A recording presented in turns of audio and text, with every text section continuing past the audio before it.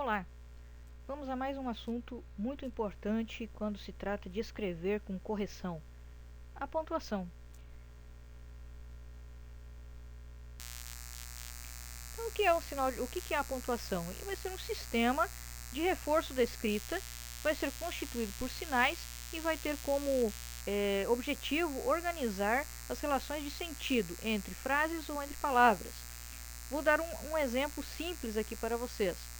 Se eu escrevo um bilhete dizendo isso, não vou agora, eu estou dizendo que é uma situação hipotética que eu não vou neste momento para algum lugar.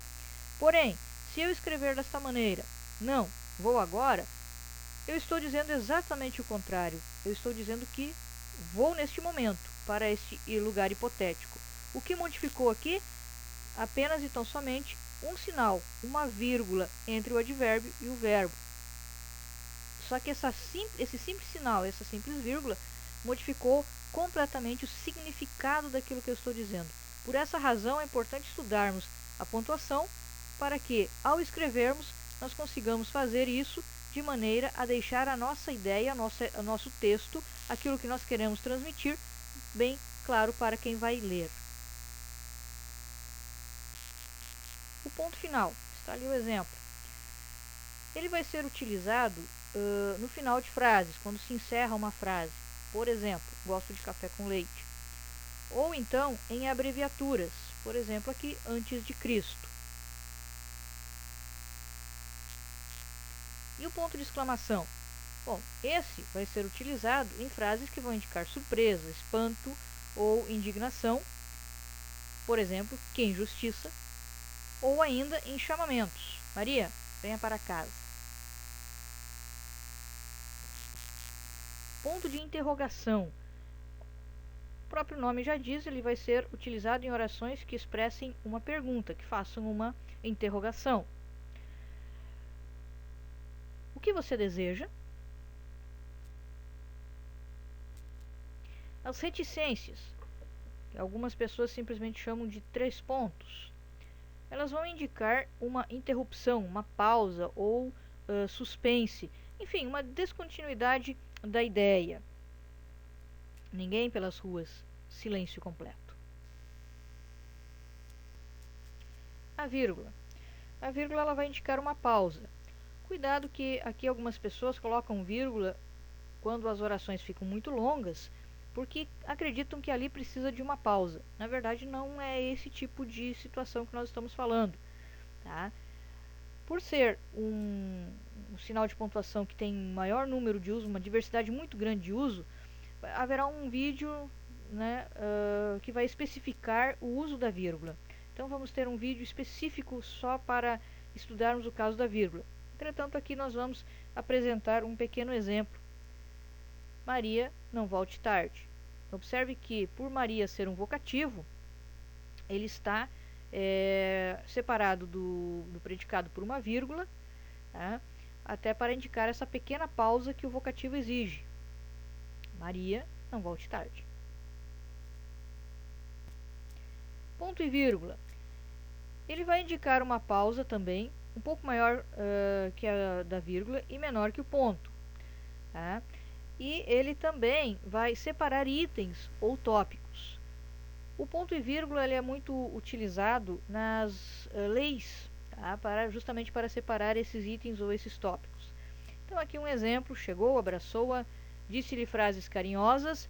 Observem que aqui eu tenho já uma enumeração, então faço aqui a utilização de um ponto e vírgula após o carinhosas. E aqui um exemplo de ponto e vírgula em uma enumeração, né, separando os tópicos, né, aqui um artigo da nossa Constituição. 2 pontos. Os 2 pontos eles vão introduzir uma oração, uma explicação ou uma enumeração, ou então uma fala de uma personagem em textos narrativos.